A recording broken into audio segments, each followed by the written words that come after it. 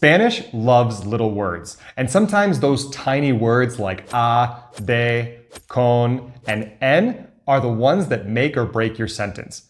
Without them, you can't say things like, I'm going to stop complaining, or she insists on helping.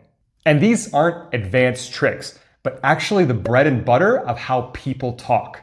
So today, we're going to go over the most common verb plus preposition plus infinitive combos that you'll hear everywhere. Now, these verb phrases are called periphrases. But don't worry, we'll just call them verb phrases. Yeah, that's much easier. And basically, they consist of two verbs working together as a single unit to express one idea.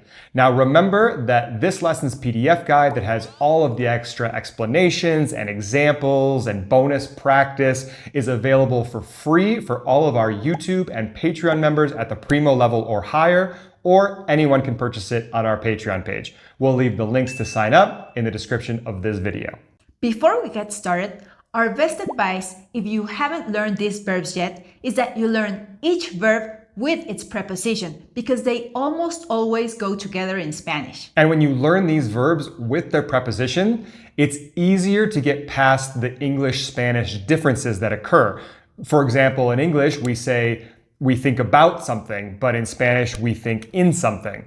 And in English, we dream about something, but in Spanish, we dream with something. So we'll be going through each of these individual examples a little bit quickly so that you get the idea of why the preposition needs to be used in each of these categories. Now, because it's going to be a little bit fast, if you need to pause the video at any time to see the examples, that's okay. So let's start with verbs that combine with the preposition a. In Spanish, a is used after many verbs when it implies movement towards something, either literally or metaphorically, like helping, starting something, or getting used to an action. So each of the following verbs here require the preposition a. Let's first look at the verb acostumbrarse a, which means to get used to. Okay, so for example, we could say, she got used to waking up early every day. Ella se acostumbró a levantarse temprano todos los días. Or, we have to get used to working with this new software. Tenemos que acostumbrarnos a trabajar con este nuevo software. So, it doesn't matter what tense we conjugate this verb into, it will always be acostumbrarse a. Our next verb that needs the preposition a is aprender a, which means to learn to. He learned to defend himself after taking those classes. Aprendió a defenderse después de tomar esas clases. Are you learning to code or just watching tutorials? ¿Estás aprendiendo a programar o solo viendo tutoriales? Next, ayudar a means to help to. They helped us to finish the project before the deadline. Nos ayudaron a terminar el proyecto antes del plazo. Will you help me move these boxes? ¿Me ayudarás a mover esas cajas? And negarse a means to refuse to. For example, the defendant refused to speak during the trial. El acusado se negó a hablar durante el juicio. My children always refuse to eat vegetables. Mis hijos siempre se niegan a comer verduras. So this was just a quick example of 4 verbs that need the preposition a, but there are many more that follow this same pattern. Remember that a verb that implies movement towards something like an action, state, or goal will be followed by the preposition a. It's about signaling a transition or a target.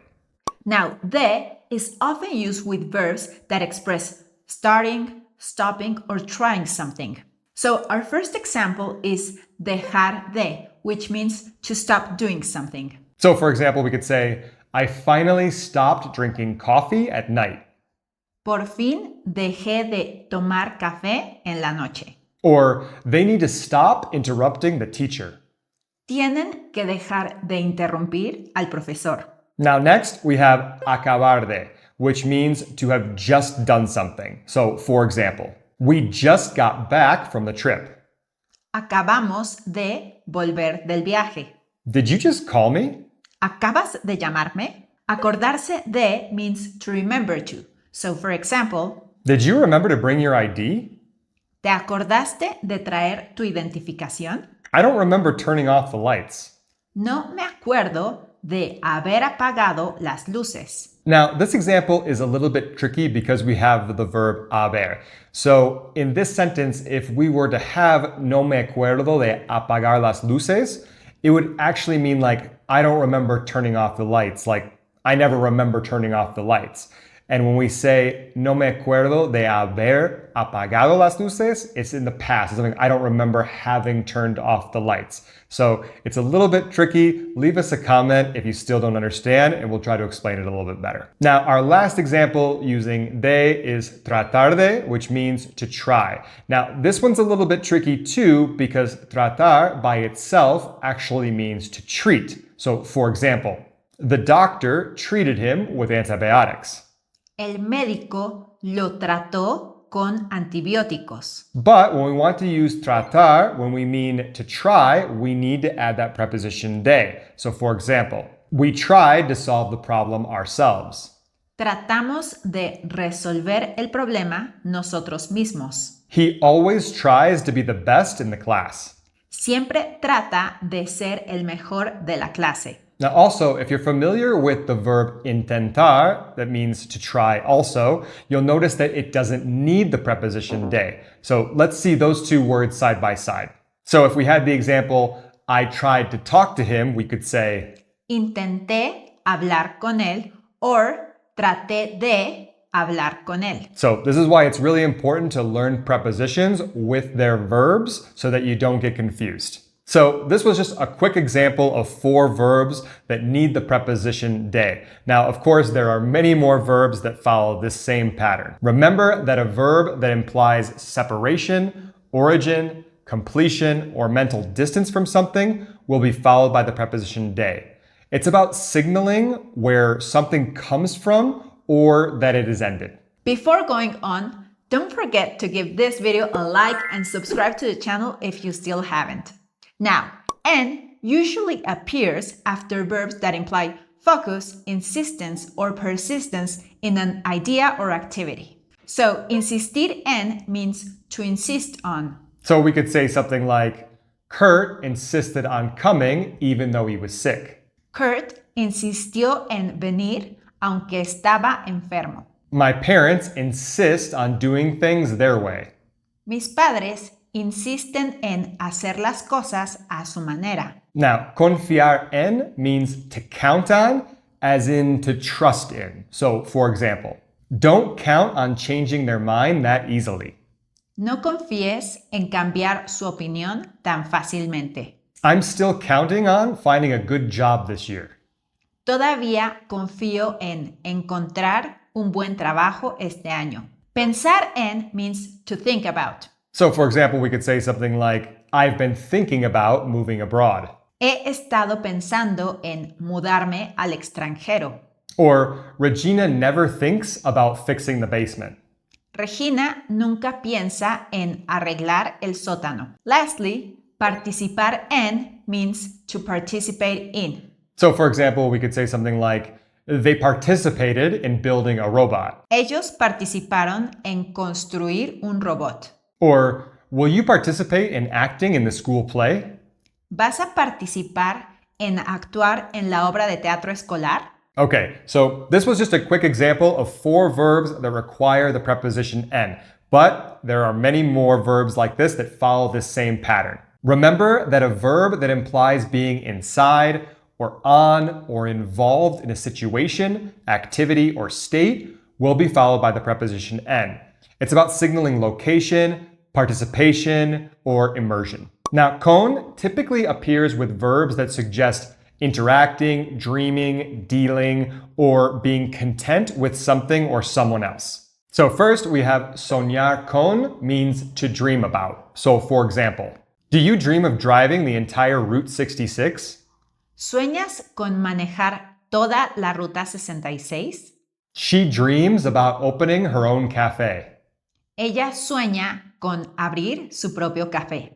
Contar con means to count on. So, for example, we could say something like, we're counting on updating the accounts before Friday. Contamos con actualizar las cuentas antes del viernes. Or don't count on finding parking easily in that area. No cuentes con encontrar estacionamiento fácilmente en esa zona. Conformarse con means to settle for or to be content with. Right, so for example, we could say, my uncle had to settle for watching the game on TV. Mi tío tuvo que conformarse con mirar el partido por televisión. We settled for eating something quick at the gas station. Nos conformamos con comer algo rápido en la gasolinera. And lastly, enojarse con means to get mad at someone or about something. So, for example, she got angry about having to wait in line for so long. Se enojó con tener que esperar tanto tiempo en la fila. I get angry about wasting time in useless meetings. Me enojo con perder el tiempo en reuniones inútiles. So again, this is just a quick example of 4 verbs that need the preposition con. But there are many more verbs like this that follow the same pattern. Remember that a verb that implies accompaniment, association, or the use of a tool or means will be followed by the preposition con. It's about signaling together with or by means of. It's really important to try to learn these verbs with their prepositions.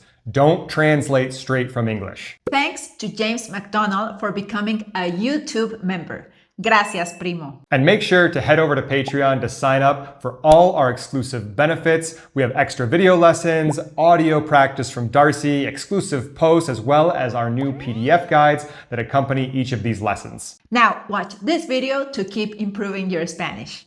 Until next time.